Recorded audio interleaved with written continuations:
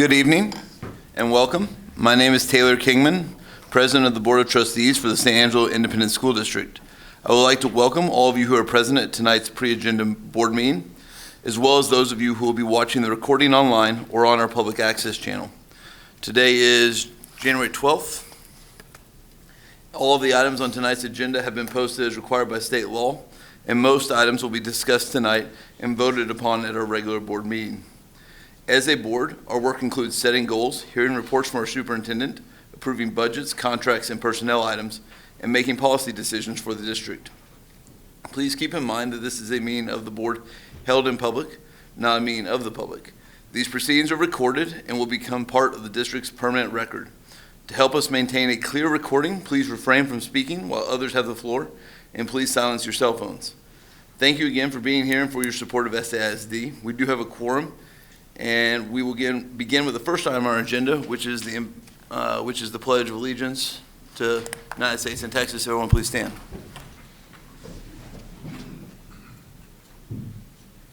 I pledge allegiance to the flag of the United States of America and to the republic which stands one nation under God, indivisible, with liberty and justice for all.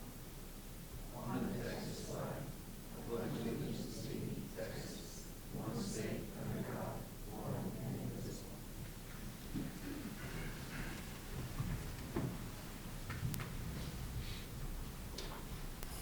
Next on our agenda is public comments. We do have an individual signed up to speak this evening. For those of you speaking tonight, please remember to follow the guidelines you received when you signed in and are displayed on the screen before the meeting began. Our first speaker, only speaker this evening, is Mr. Virgil Passetti, and his topic is leadership, finance, and transparency.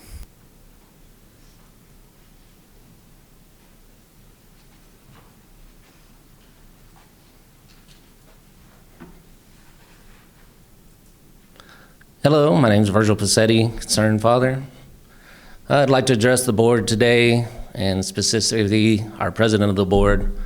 I'm trying to figure out what y'all are doing here and where you're trying to lead this city, and I'd like to say that we're not Alamo Heights. Seems like you're trying to make us Alamo Heights, but only certain people, only certain schools. If you want to live in Alamo Heights and you want to go and hang out with your brother and go to their board meetings, then move on back. You're not from here. You weren't born here, but yet everything has to go through you. And once you've decided something, there's no changing your mind because you know better than us little people.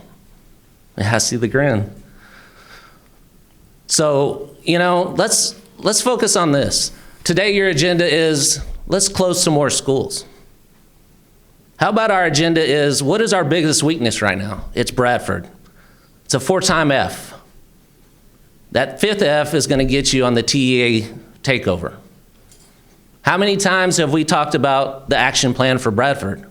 What is the goal for Bradford? Has the principal of Bradford ever been here to tell us what we're doing to make that school acceptable? Nope. We're only going to talk about closing schools because that's all you want to do. You want to close certain schools, and then you're going to be like, oh no, maybe we need to build something on the southwest side now because we closed too many schools and Lamar's already on this. But when we do the redistricting, we're going to make sure Santa Rita's good. So you're going to take care of everybody over here, but Bradford, our biggest weakness, you got nothing to say. I suggest this. If you're just so determined to close schools, then set up a policy, A to an A. Success breeds success. You shouldn't be able to close a school unless it's an A. And if you do close a school, those kids need to transfer to an A school. F to an F, that is not fair. So I know today you sit here thinking, how much of a bonus can I give this guy? 327 is not enough. We're going to lose him. I have to give him more money. Well, I did a poll. That's not very popular. People think $327,000 is enough. And closing schools in poor neighborhoods, that's not very popular either. But see, you're from Alamo Heights and you don't listen to the poor people. So just continue to take care of the rich people, and whatever Bradford gets, they get. But just realize that it's not fair and it's not right. And that's on you. Thank you. Thank you, Mr. Paccetti. Next on our agenda, we're going to go into closed session under personnel matters in accordance to Texas Government Code 551.074. All right, we are back from executive session. We took no votes, we took no action. Next, we're going to go on to our board updates and reports. First, we're going to have a summary of findings from our TEA intruder detection audit conducted by the ESC staff. Ms. Becerra is going to help us with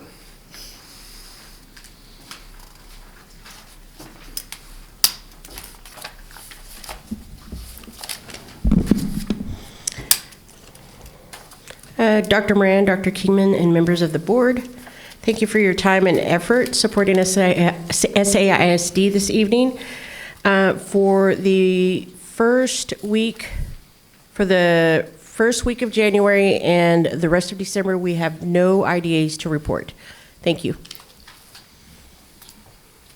Thank you. Next, we have a construction update, and Mr. Danheimer, Mr. Lopez. Mr. Lopez is going to come up and give us that update. Dr. Moran, Dr. Kingman, and members of the board, it's great to be back here. Let me see. Oh, just moved it down a little bit. There we go. We are well underway in construction and design of your 2025 bond projects, and I'm here to give you a monthly update. According to the schedule, we're still on track to meet the deadlines that we've been showing throughout the process of the bond, throughout the really the beginning of the bond advertising through now. You can see the more detailed schedule that we've been talking about since the beginning by project and by phase. And to go through each project, currently Crockett Elementary is under construction, and you can go out there right now and see a concrete block going up. They've actually finished the outside of the kitchen, and they're about to start steel construction. So they have all the steel on site, and I've actually got photos of the steel on site, and they're about to start putting up framing. So the crane's out there, and they're ready to rock and roll. So it's an exciting time for the project, and they're still on track to open August 2026. So that's been confirmed as of 2 hours ago for the project manager of the project, Lee Lewis. All right, and then McGill Elementary, I think you have an action item later on in the meeting to discuss bids that we've received on the project, which is positive. We had actually, I believe, 10 pickup drawings, which is the most that we've seen throughout the process. It was a really good sign, and we had almost 6 submit bids. We had one that was 2 minutes late, so we had 5 submit bids, and I think Jason's going to have some really good news for you all on those bids a little bit later. The picture on the bottom right shows, it's kind of hard for me to explain what all we're adding through that picture, but we're adding what finishes out that campus essentially. So the library, the remaining admin would be on the bottom left there. So there's a brick portion on the closest to you on the bottom left, and then if you go a little bit to the left of that, yeah, right there is the new library space that would be added, and admin space. And then to the right of that would be the additional classroom wings on the east side there, along with the music room, maker space, and their remaining classroom needs. And so that would be bringing a majority of the campus all under one roof, and then also expanding the drive and parking and adding an additional drop-off drive and parking on the back side of the school as well. And so y'all will be receiving bids on that shortly. And we're almost complete with the permitting process. They've actually given approval on the site plan to where they could actually mobilize immediately. And so we've been seeing that the city's been really responsive lately in some of the permit process. So it's been a really good partnership lately with that process. So we're excited to see that move forward. Glenn, we're moving forward on going from kind of a block mass design and general locations to more detailed locations of spaces and a more refined exterior design. And so we're just working through that with the stakeholders, and we'll be bringing in the next couple months a design of the exterior where the glass and brick or whichever material is selected for that campus. So it's just further refining it from kind of the broad decisions to the more specific, more refined renderings, to where eventually you'll have a lifelike rendering like we have from McGill. Lakeview, we're continuing to also push forward on that project. You can see those kind of sketchy masses that we have from schematic design. We'll be moving those forward into actually selecting materials and actually providing a more lifelike rendering of what that would look like. We have been moving forward on the site concept and just the bus drop-off drive and the access point. You can see on the bottom left there, towards the middle actually, is the current drop-off drive at the main entry.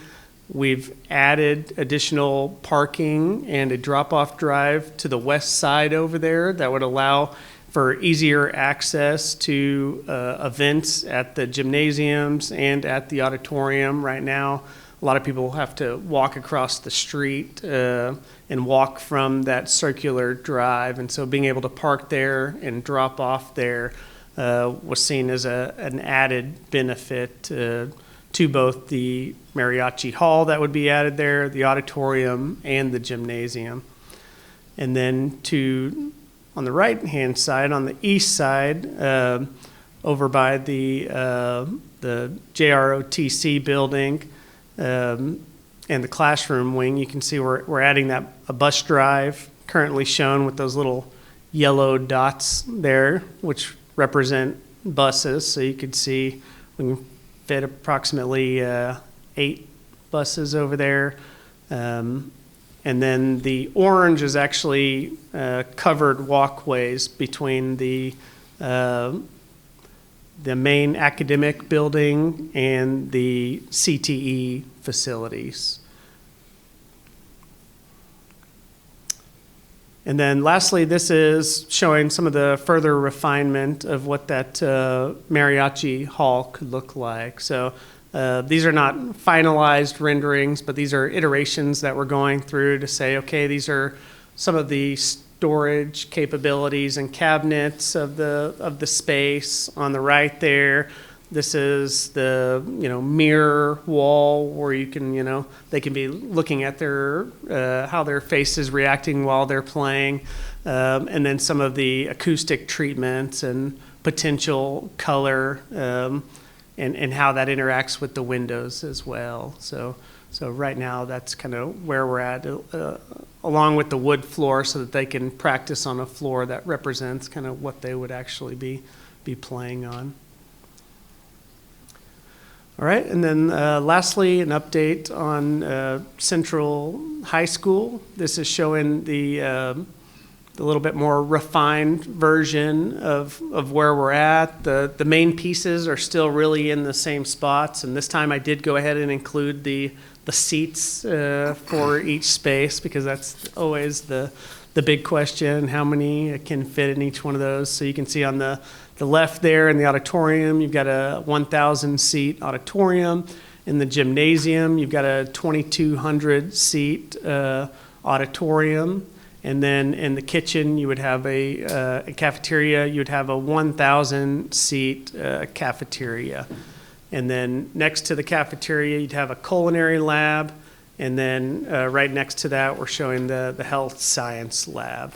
There's been some slight modifications. We were showing 2 smaller corridors on flanking each side of the gymnasium, thinking about circulation of the students and on a daily basis. It was discussed that a larger corridor in between the gymnasium and the cafeteria would really best serve the students on a regular basis, and the fact that that would be kind of that main connector corridor in the future for the following phases whenever the campus is all combined under one roof would really best serve the students and on a regular basis on the campus. So that's some of the refinements that we've been looking at on that campus. This is the site plan, just to kind of remind you where that's taking place. And then this shows you how that floor plan overlays in that area of the campus. So you can see Tucker Hall is just right above that that auditorium space right there. So it'd put the auditorium right on the corner with the gymnasium right behind it, and then the cafeteria, kitchen, and the CTE spaces behind it. Then a little bit more zoomed in view of that. And then lastly, just a zoomed in view of what that floor plan looks like. I think that's kind of where we're at. We've come a long way. We've still got a lot to go, but we look forward to moving these forward and bringing y'all more updates as we go. Any questions? Any questions for Mr. Lopez? Is the central, that picture, is it going to be, I don't know much about construction, Yeah. but like, is the auditorium going to be built and then the gym, or is it going to be kind of just flat and just all of it started? It'll likely be a majority of it will be demolished where it needs to be built, and then it'll be all built at the same time. Oh. Some of the renovations might happen after it's the new facilities are built, like some of those renovations of the culinary area where that's the existing cafeteria and kitchen would probably happen after the new cafeteria is built, so that you can use the existing cafeteria and kitchen as that's being built. But we also are going to work through some of that with Lee Lewis, just to see, phasing wise, what makes the most sense for materials and pricing. And so some of that might change a little bit based on their recommendations. But the first step would be tearing down the existing auditorium, the Sarah Bernhardt. Any other questions? All right. Thank you, Mr. All Lopez. right, thank you. Next up, we're going to have Dr. Moran present on long-term planning.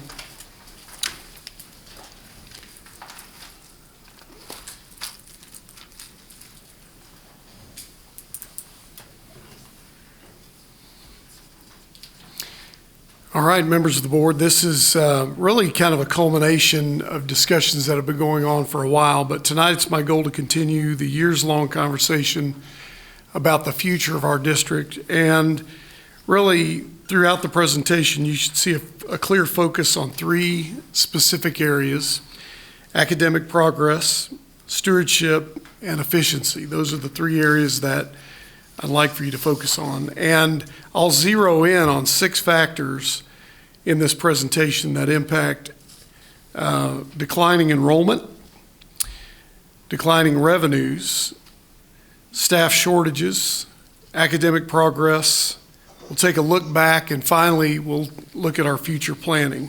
First, let's take a look at our declining enrollment. This is a conversation that should not be new to anyone, But over the course of the last 18 months, we've had 2 demographers provide forecasts for San Angelo. And in their presentations, the latest being Zonda, they provided an update for the board with low, mid-range, and high projections. And when you study the latest, which was just a month and a half ago, you'll notice that the low projections for 10 years from now are 10,453 students. The mid-year projections are 11,573, and the high projections are 11,747. To give you a little bit of idea of where we are now, we're about 12,300 and something. So you can see there, right now, if this high projection were to take place in 10 years, it's about 600 fewer than we have right now. Declining enrollment translates into less money to educate our students.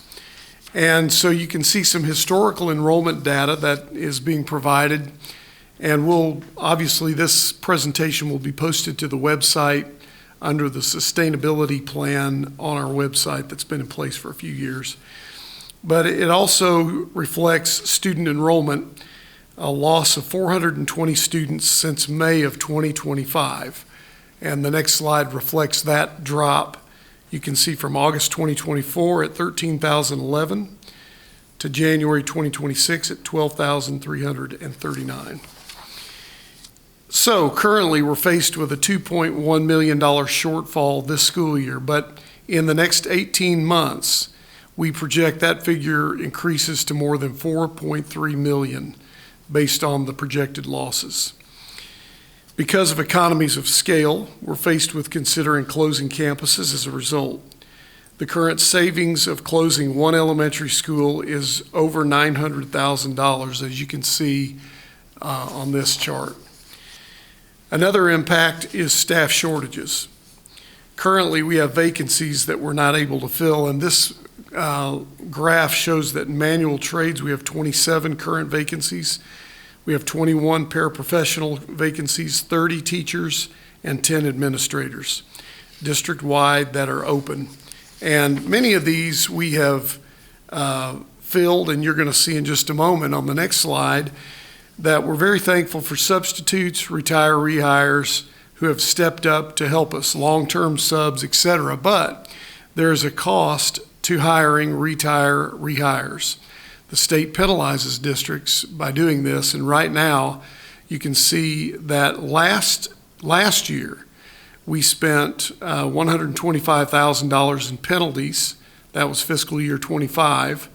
This year, each month is about $11,000 in penalties that we're paying to hire retirees. Now, there are pros and cons, obviously, but we want good people in front of our children, and so we've made the sacrifice of hiring retirees knowing that we're going to pay the penalty for it.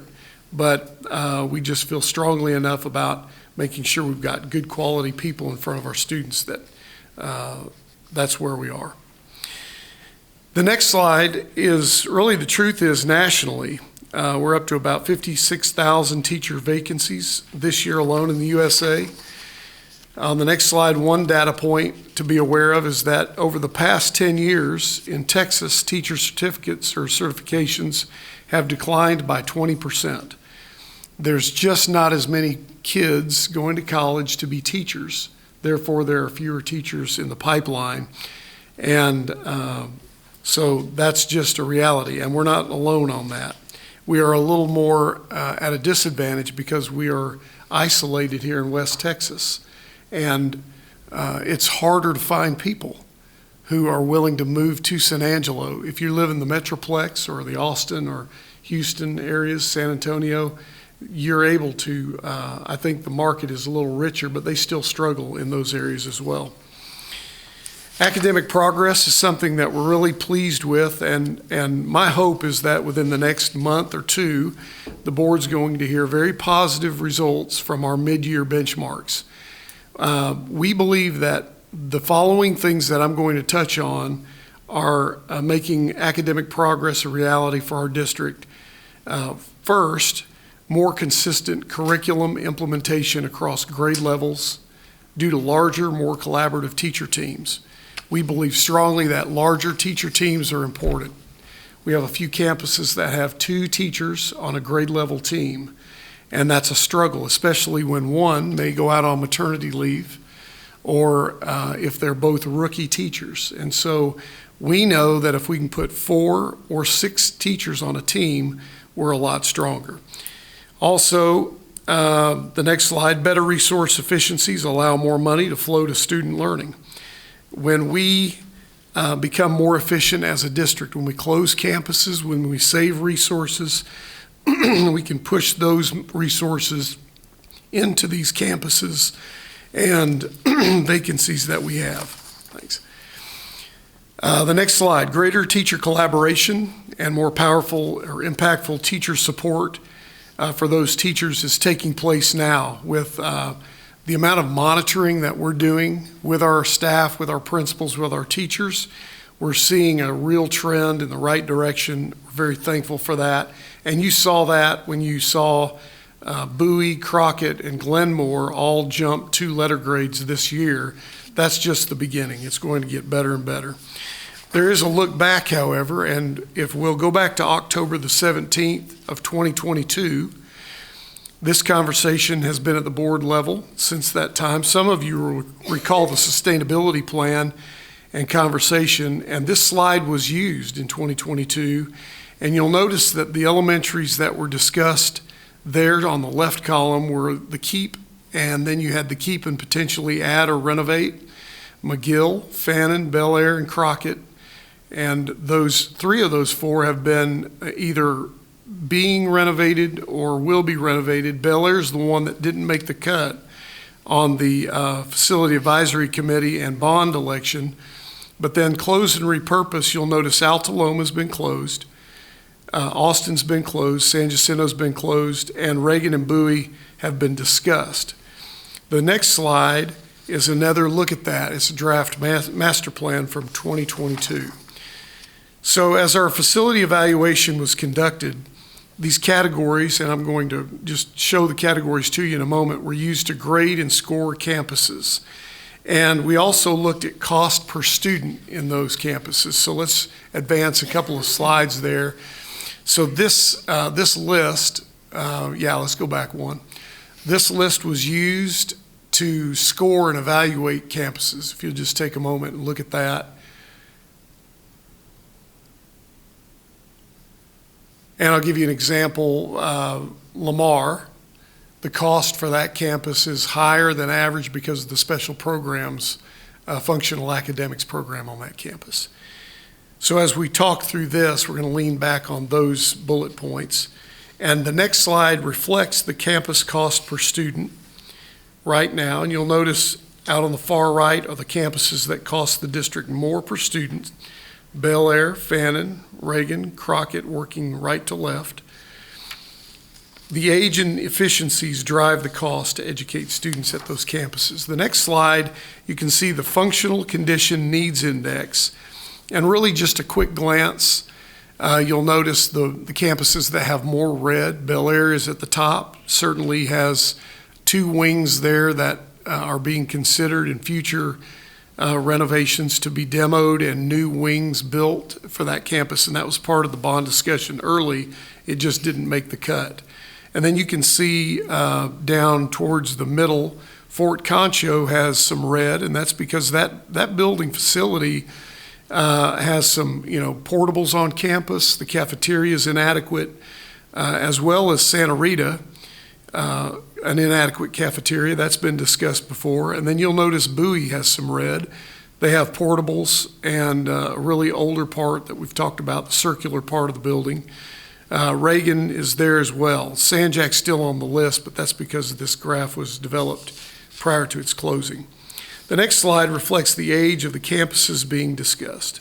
Now, we all know there are different buildings on those campuses, some newer than others, but this gives us kind of a 30,000-foot view of those campuses. You'll notice 3 have an asterisk beside them, and that's McGill, Crockett, and Fannin. That's because they're being renovated now. And so Even though they're graded as older, they will be much newer in the short time.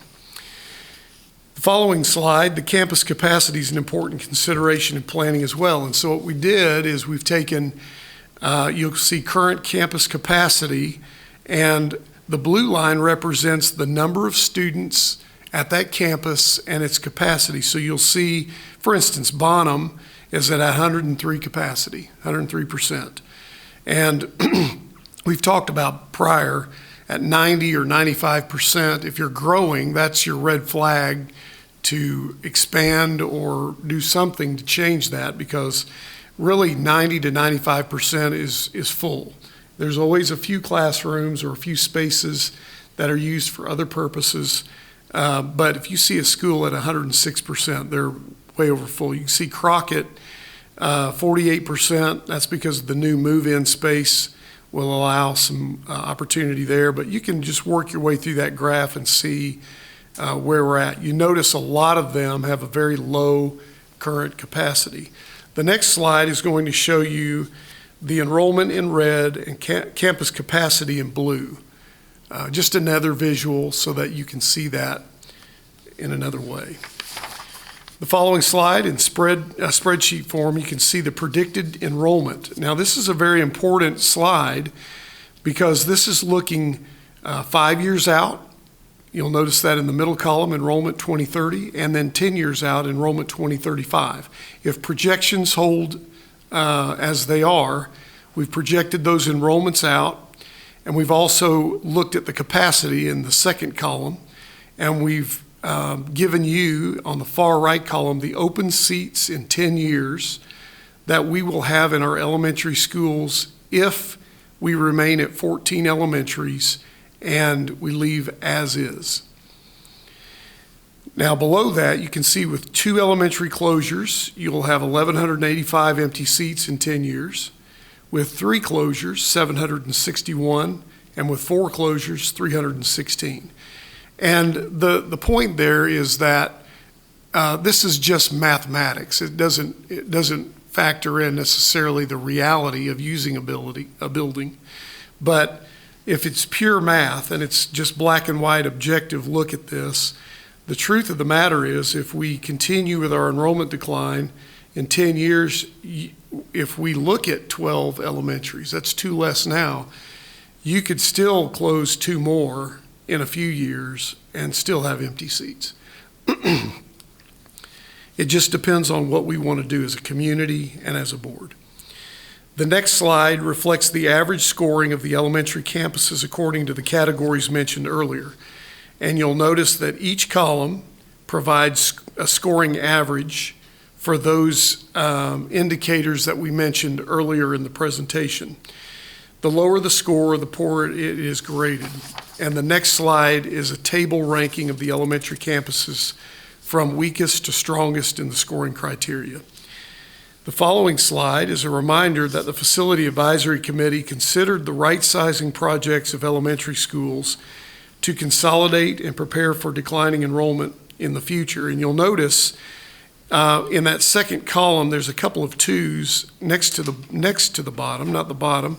You'll see elementary right sizing, that's Bel Air, replace 2 buildings with those that house classrooms, library and special ed, and Holloman add 4 classrooms. That did not make the cut in the bond election. The one above that did, and that's why you see Fannin, McGill, and Crockett receiving attention there. And then the next slide is just a reminder that the board heard the Facility Advisory Committee's presentation, and it was based on a declining enrollment and right sizing, not providing brand new campuses because we're growing.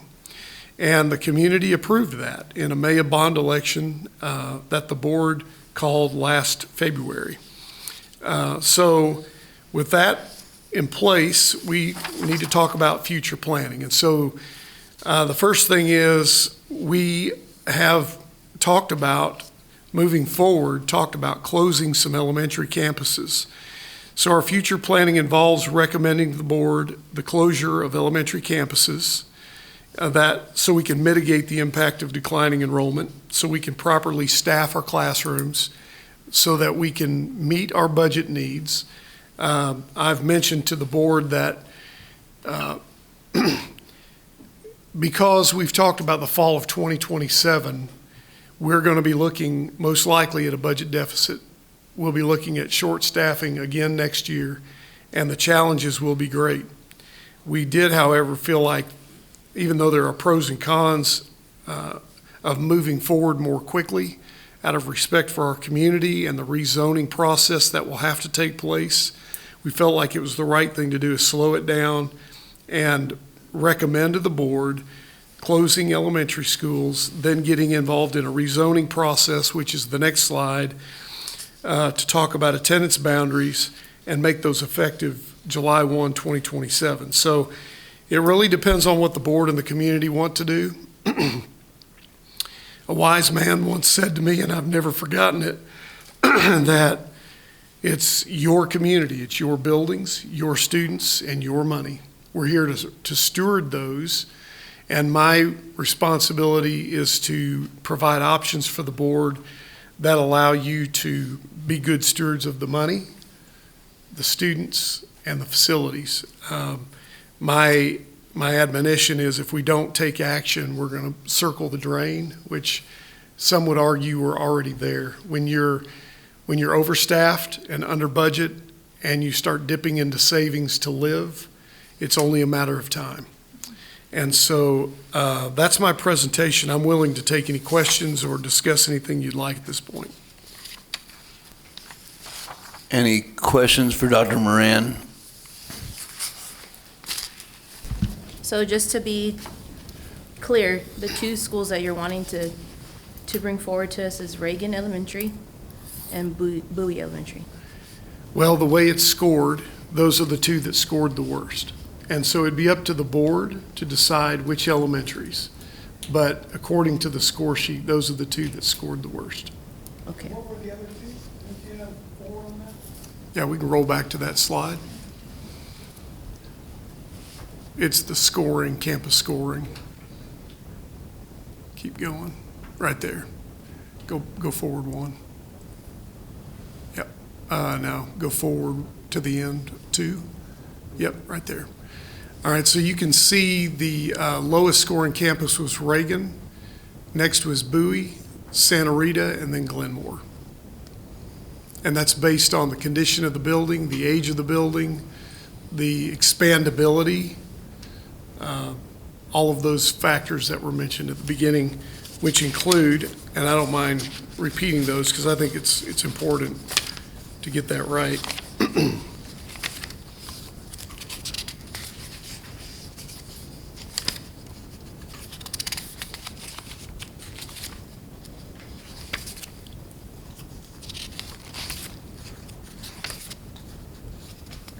I may have overlooked it.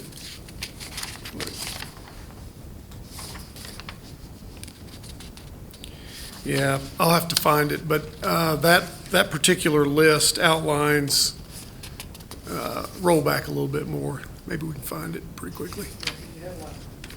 Yeah, it's a bulleted, yeah, keep going. There you go. All right, so you can see the cost per student, facility condition, age of facility, capacity, expandability, special programs, educational adequacy, and spatial adequacy. Those are the criteria for scoring. So do we have the year built of the perimeter of Reagan? Because you only list 1909, and I'm assuming that's the main building, right? Right. The perimeter building, I don't know the age of, but we can find that. We've got it in our facility evaluation.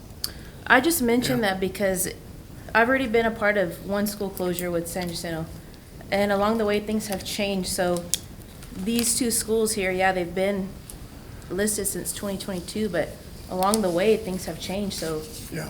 that could have changed too. Yep. You know, with San Jacinto, the main building being demoed, you still have the very nice perimeter buildings, and they're being used. Mm-hmm. The students in that neighborhood could have very well still been in those buildings. Nonetheless, they're being used. So I've just been trying to think, man, how can we avoid school closures? Because now my family will be a part of a second school closure within the last, couple of years. It's very hard. Yes, Very ma'am. hard, especially with the demographics of the families Yeah. of these two schools. What if we just took care of the problem, which is the main building, and still was able to keep the buildings on the perimeter, because that will still house students, and there's a lot of land to build if, that came to it in the future. You're looking at Bradford, just, a couple of miles away, that's over 500 plus students. We could very well, split the enrollment there. I'm just thinking ahead, and our main goal, everybody's main goal, is to take care of the students, That's right. everybody in here. That's our main goal. So I would like to look at possibly other options, right? I want to know what the savings is of maybe moving administration into one of these buildings. Edison or the freshman campus is a beautiful building, and it's not going anywhere. Earlier, that's why I asked for where we're at with capacity.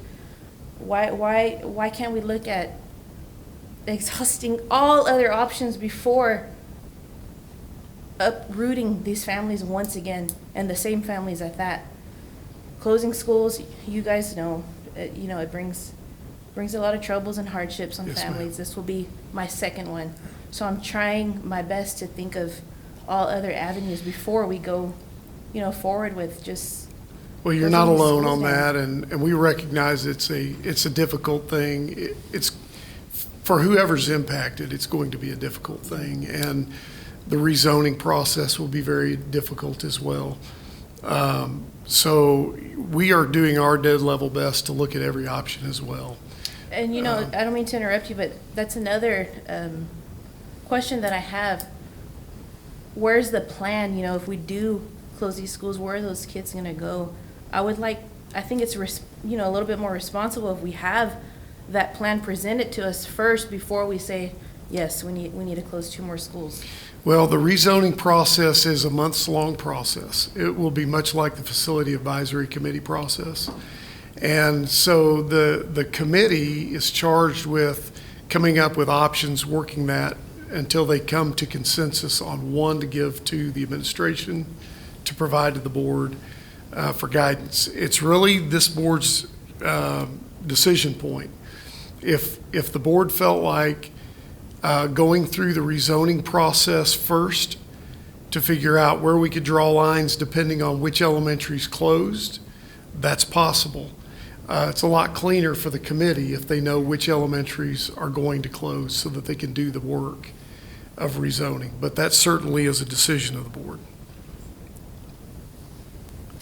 So one thing I was just thinking about, at one point in time, I was asking RJ about the Crockett thing over and over again about when could we be finished so we could be possibly in it, right?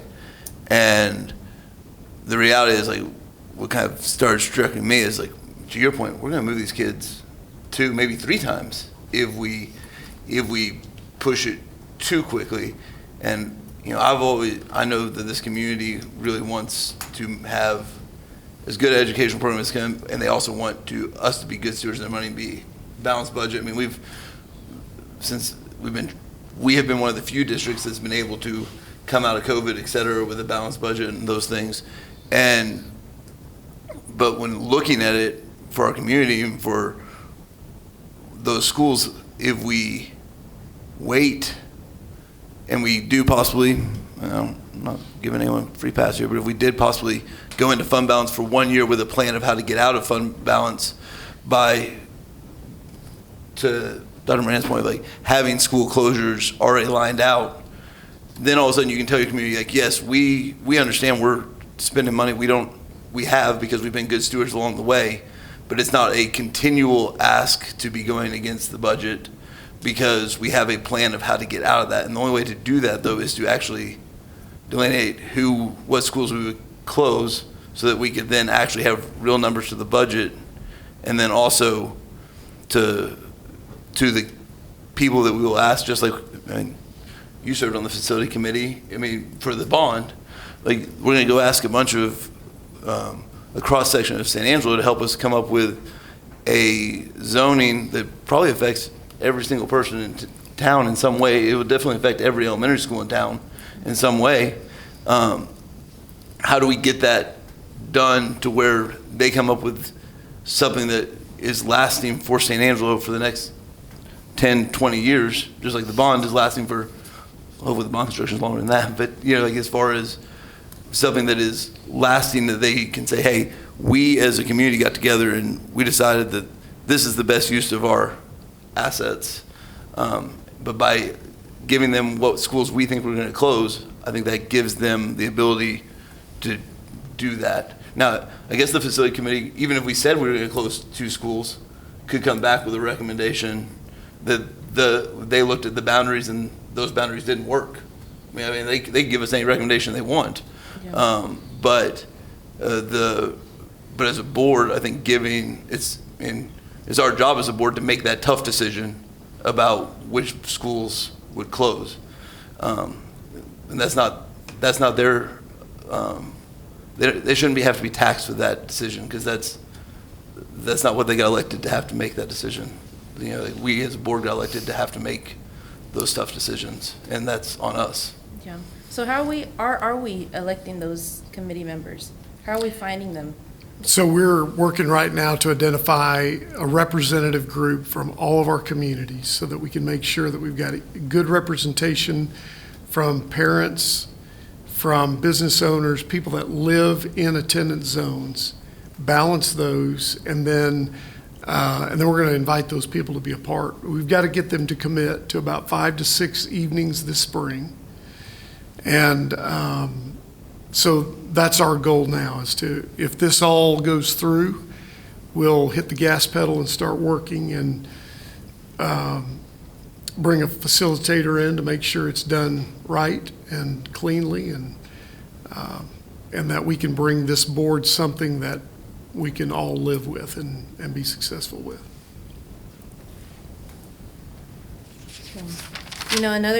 Another opportunity, I think, for the district to save money is, I mean, we mention all the time what surrounding areas are doing, and a lot of schools are opting for 4-day school weeks. That would save the district a lot of money also. I don't know if we've looked into that deep enough or not, but I'm telling you, this will be my 2nd school closure, and I'd really like the board to consider looking into these other options a little bit deeper before we say, yes, these 2 schools are closing. Now, committee decide, what we're going to do. A lot of different things, even enrollment. Yeah. You're talking about the most popular schools, elementary schools in San Jacinto with higher enrollment, with the exception of Bradford, that are at that number because of transfers. If you took those transfers away, some of them would be at 130-ish. Well, I think the students, goal so- of this whole process is to set attendance boundaries to fill schools up Yes. with kids that live in the attendance boundary. Yes, I understand That's that. the goal. Yes. Yeah, and, so. No, I understand, and I Yeah. think that's why it would be a little bit more responsible, or a lot more responsible of us, if we let the committee do their job, present ideas to us, and then we move forward. That's from a parent that has gone through the closures. I don't know if anybody else has or not. I haven't, but I'll just speak on, this is such a huge picture of everything. And for me, it all comes back to the teacher, and that's where the shortage is. So we can have buildings, but if we don't have a teacher in the building, it's not going to matter. So I think that the teachers that we have, we as a community, and I've said this before, need to support them, encourage them. We have to find ways to keep them in the job they're doing. By doing that, because me as a parent, my girls are gone now, I have grandchildren, but a building is a building. I get that. My girls went to Bowie, and the thought of closing Bowie, my daughter tells me she's going to come up here and sing the Patriot song. I get that. But I also know I would drive way away to put my girls in a school where there are great teachers. We can't have buildings that are falling apart, that we don't have certified teachers in. So I say that, and it's just a huge, complex picture, and we have to look at enrollment. Why is our enrollment falling? I have lots of ideas on that. Why do teachers not want to come here?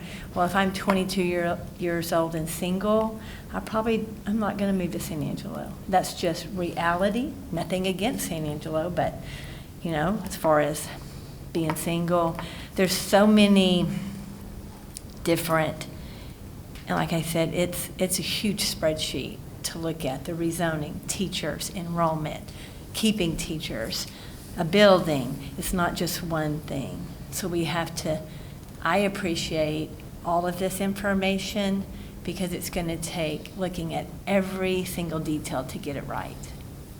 And I know that our administration, Dr. Moran, the people out there that are giving us this information, this takes a lot of time and a lot of energy,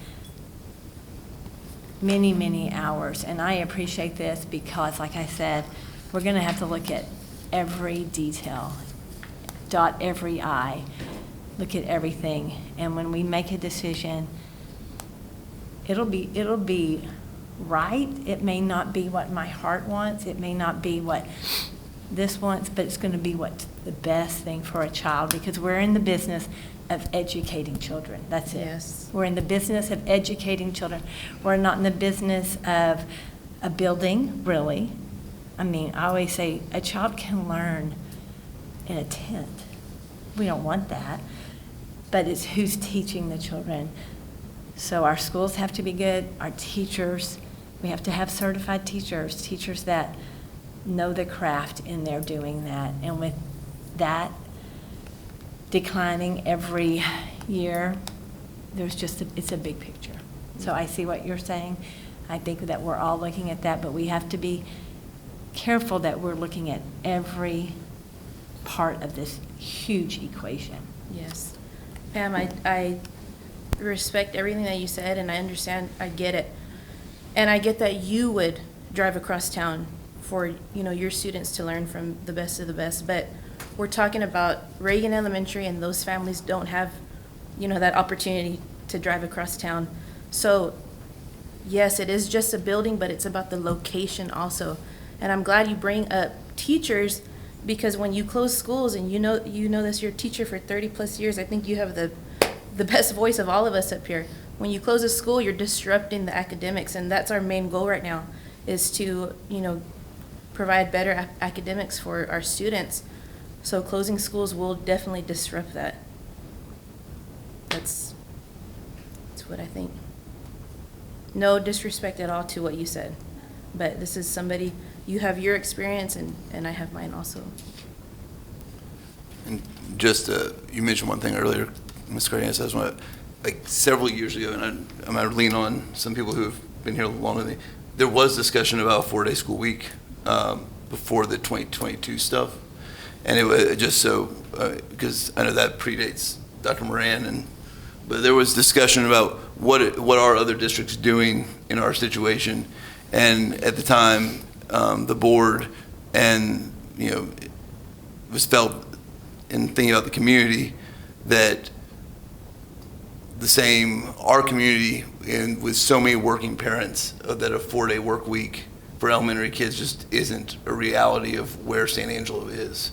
That the communities that are making that work are all of a sudden having a daycare program for working parents on Fridays, and we just the percentage of our parents who are working 2 jobs, that just didn't work. So like, if you want, I just want some of those discussions have been happening over time, and they may not have been part of this presentation, but they did happen, and they have been happening. It's just, it wasn't felt that was the best direction for the district. No, for our I district. definitely wasn't here during that time, Yeah. but that was 2022, this is 2025. Just like we're giving them a year or so-ish notice of school closures, maybe we can, just see what that would look like and say, look, in 2 or 3 years, that's what we would like to, to adjust to. These are just options, and I'd really, really appreciate you guys if we can look into these things, see how much we can save by moving administration to one of these other buildings instead of our kids and our families. why can't we as adults move to one of these other buildings that are accessible for all of us here? I don't think anybody here would have a problem with that. I'd like to know how much we could save doing something like that. Well, and I'll just say the board president and the board, if you as a board tell me to launch an investigation in moving admin, I'll do that, but I want to be careful that we don't create a lot of work, because moving admin out of this building to another building poses the question, what do we do with this building, and what spaces are we going to, and why would we do that? I don't support that move. A 4-day week is not something that I would entertain for a lot of reasons, but mainly academics. Taking a day off of academics is not going to be good. I don't know of any school our size that has done it academically and been successful. You know, as an athlete, I guarantee you the football team wouldn't take a day off. And so that's not something I would do, but if this board as a whole tells me to do it, I will do it. I just think it's worth looking into other avenues and just anything and everything that we can do possibly to try to avoid school closures, or, like I said, maybe partial, getting rid of the building at Reagan that's, you know, in the worst condition, because like I said, you can still fit the student population in the surrounding buildings. I believe, I'm not sure. Maybe we can get that info also. Yeah, the newer building wouldn't be part of the demo, I believe, if that campus were selected. It would be the oldest part. Just like with San Jac, we would use the outer buildings for something productive. And we've tried to do that, like when we moved special ed out of Sam Houston over to Oaks. And those 70-something employees are there officed in the Oaks upstairs. And that seems to be working pretty well for them, other than the elevator issue we have. But outside of that, we're in pretty good shape. But yeah, none of the newer buildings would be demoed. Other questions for Dr. Moran?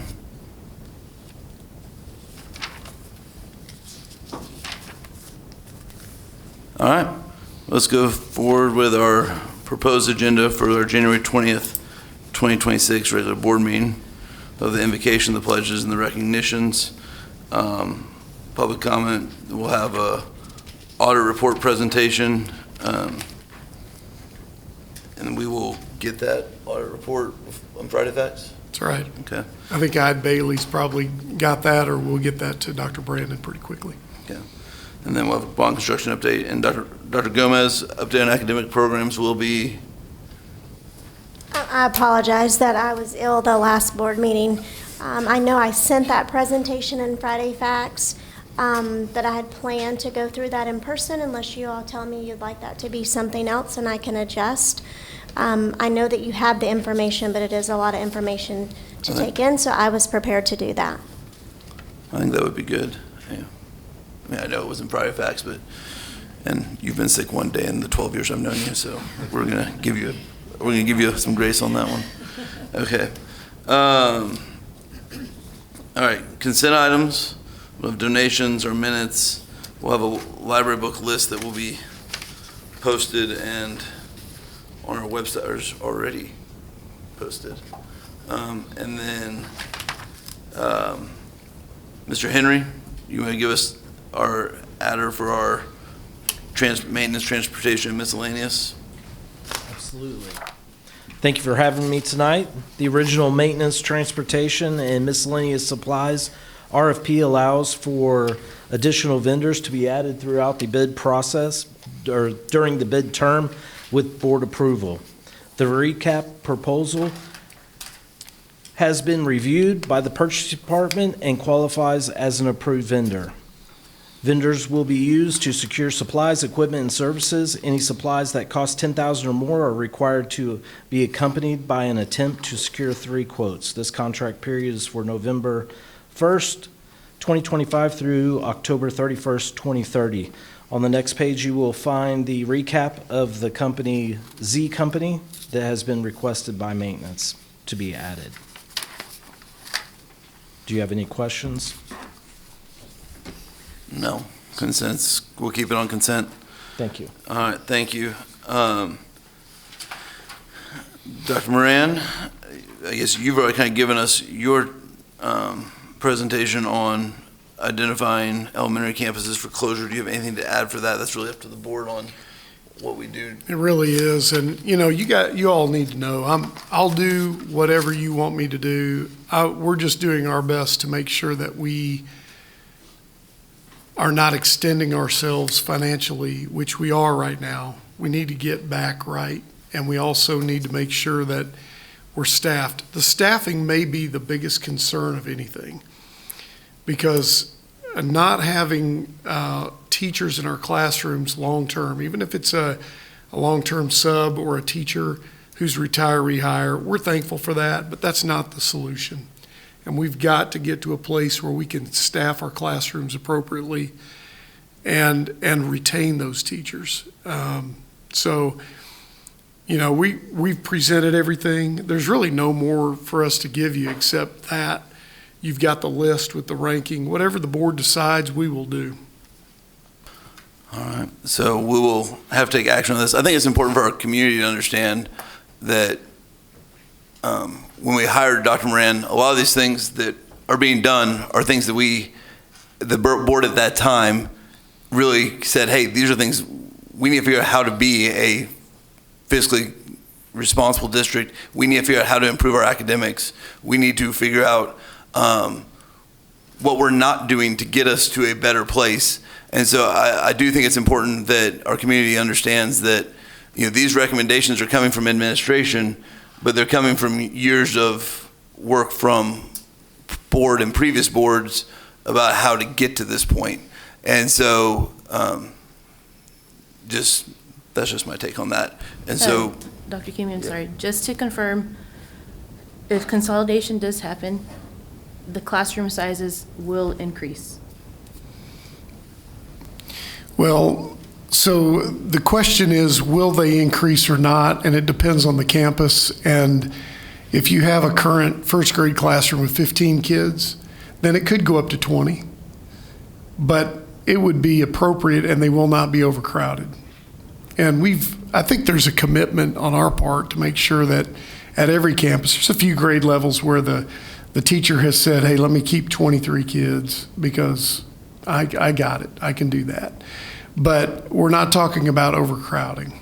We're just talking about filling classrooms with kids and putting a great teacher in front of those kids. That's our goal.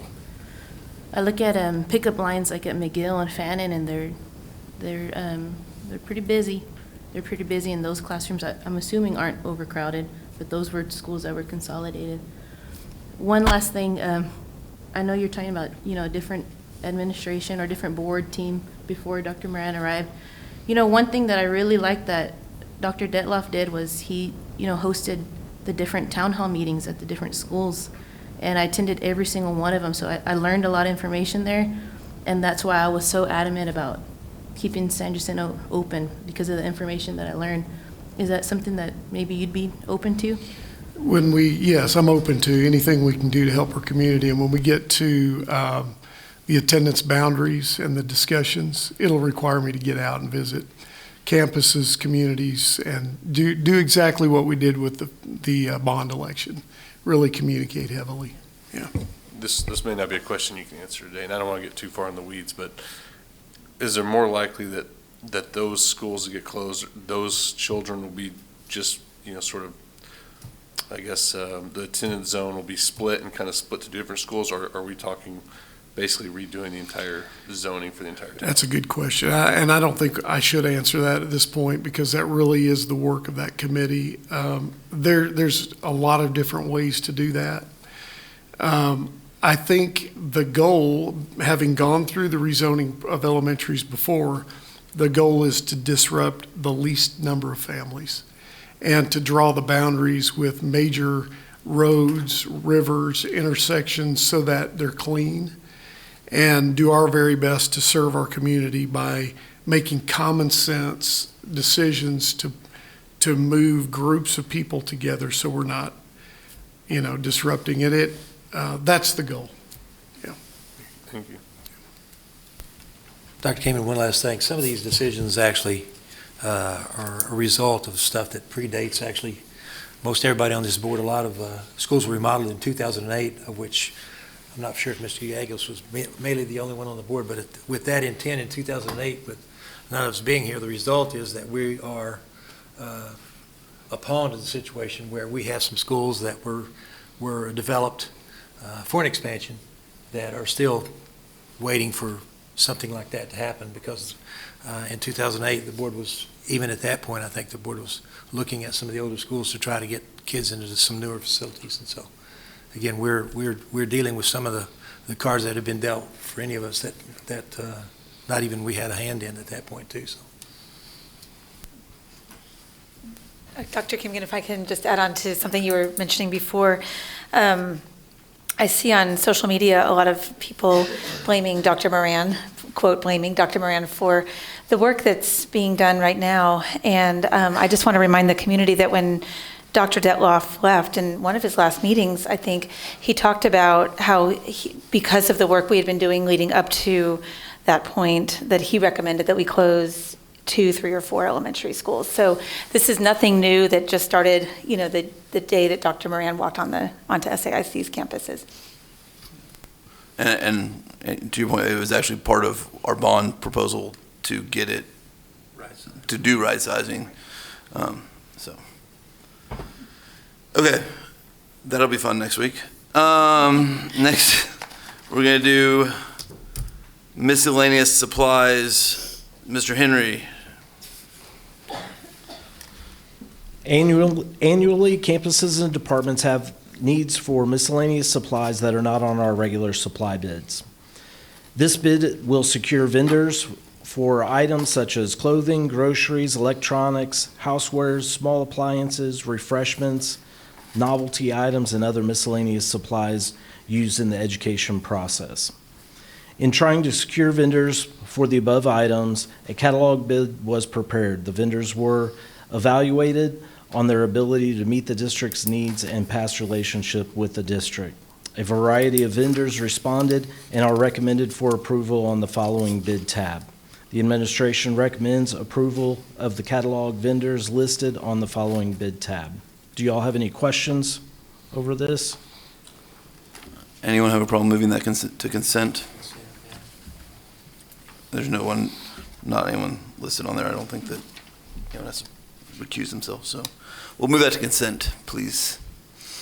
All right, next, Mr. Henry, McGill Edition Phase 2. The McGill Elementary Addition Phase 2 was one of the proposed bond projects in the 2025 bond. With its passage, the district began working on plans and specifications for the 26,574 square foot addition. With the assistance of Park Hill Architects, an RFP was prepared for companies qualified to do this type of construction. Bids were received from 5 companies qualified to perform the work needed. References were checked and subcontractor lists were reviewed. The scoring criteria was applied, and Collier Construction not only received the highest score, but also had the lowest price of $12,350,000. The administration recommends contracting with Collier Construction for Phase 2 of McGill Elementary. Do you all have any questions over this?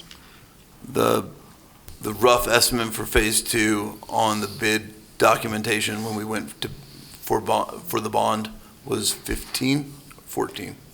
I believe it was 12.5. Well, I'd have to double check. 13.5. 13.5 for construction budget. Okay, so we're $1 million under that. $1 million under, correct. Ms. Henry, do we have any recent history with Collier Construction? We do not have any recent history. We did call a few people. ASU has used them, and Park Hill Architects is also very familiar with them. I know they did a large project downtown, I think about $70 million for Shannon as well. Okay.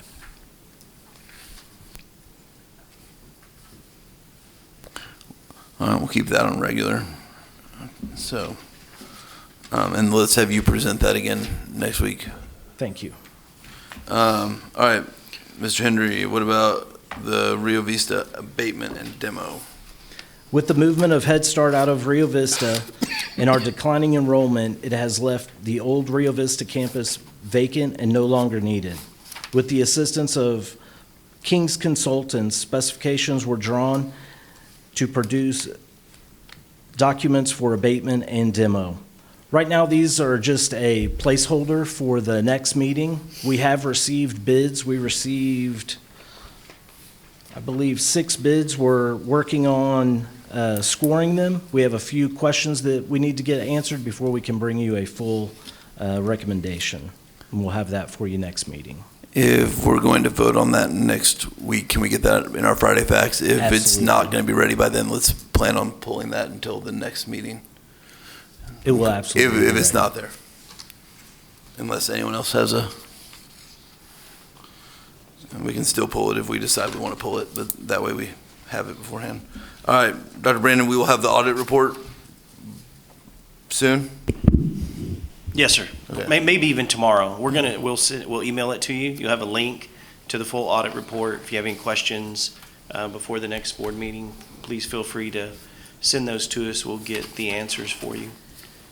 And they will present on that as well next week? I Bailey will be here? Yes, Ide Bailey will be here and will present on the 20th. Dr. Brandon, is Ide Bailey indicating any red flags on our procedure for this year? Have No, you sir. seen it? There are no major findings in the. Okay, good. in the Thank you. audit. All right, so just so I make sure I have it right they'll present when it's coming at the information item Yes. portion. Let's just, You're going to move that action let's item? move that action item up so that they don't have to, just move it to the top or, We can do you that. know. The audit, yeah, since they're coming from out of town and there's no reason they should have to. And Mr. President, if you don't mind, we can leave that as the first action item, and then at the meeting, you can just pull that up in the agenda, if that's okay Yeah, with that's you. fine. Yeah, That way like it's listed. Make it as action item number 1. That's what we'll do. Yep. Okay. All right. Dr. Gomez, the non-business days for Public Information Act. So we will send this to you in Friday facts. It's listed as an action item. We've done that a lot of different ways. This is only about the 3rd year this has been a requirement. Really what it stems around is the calendar options that you've already approved. Once you approve that calendar option, the difference is the calendar option's for a school year when this is for a calendar year. So some of it has already determined because we've done through January 26th through the summer, but then we have to identify any days beyond that. So in full transparency, there's not a lot you can do with that once you've approved the board calendar. But if you'd like to keep it as an action item, I certainly understand that. We have to have this because we post it so our community knows what days have been defined, and that is also posted outside our communications office. So it's however you all would like to proceed. I think since it is public information, we should put it up there on the screen and make it a regular. and present. Absolutely. That's my take, unless someone, okay. All right, and then the sanction of an educator's certificate for abandonment of contract. I'll just give you a quick comment on that. We had a teacher, a middle school teacher, I believe teaches math, sent us a resignation on Christmas Eve, claiming 2 weeks' notice. So in other words, when our kids came back, they didn't have a teacher. And we're pretty forgiving if there's a true reason, like if there's a critical illness or a change in the household that required, maybe they have to move or something like that. But in this case, that was not the case. There was true abandonment. And so to be consistent, we'll bring that to the board. And if you approve it, we'll send it to TEA. And who will be presenting that? Human Resources will be presenting that. Just add that to the. Yep. Okay. All right. We're actually going to go into closed session again under mid-year superintendent eval, which is 551.074, still personnel matters. And we'll be back.